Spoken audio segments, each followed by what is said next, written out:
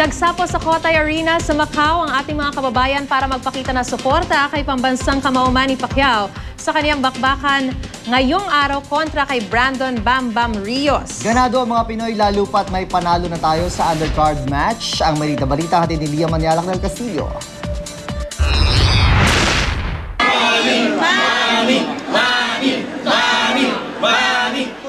Maaga pa lang nagsidatingan na ang mga Pinoy sa Cotai Arena para suportahan ang ating pambansang kamao. Ang grupong ito dala ang watawat ng Pilipinas bilang simbolo ng muling pagbangon natin sa mga problema at ni Manny sa larangan ng boxing. Sana po manalo para makabangon ng Pilipinas. Ang mag-best friend na sina Gemma at Grace hindi na raw nakatulog dahil sa excitement.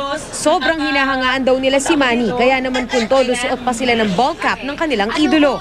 Walang tulog talaga kahit pagod whole day kaming nag-iikot kahapon nag-aabang kay Manny pero Wednesday pa lang nakakuha na kami ng picture ni Manny. Dito po kami sa Macau nakatira. Ngayon, since dumating si Manny, I'm so excited, everything.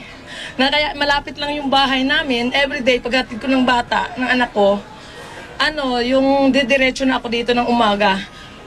Po-focus ako sa Golden Peacock, mag-o-online ako ng aking Facebook.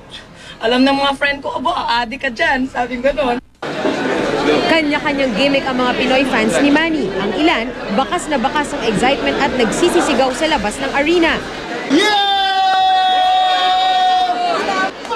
Sinimulan na ang laban ng undercard nating Pinoy na si Harmonito de la Torre, 19 years old at tubong Jensan. Kalaban niya ang Indonesian na si Jason Butar-Butar. Hindi na umabot sa 6th round ang laban na knockout ng ating pambatong si de la Torre si Butar-Butar sa 3rd round pa lang.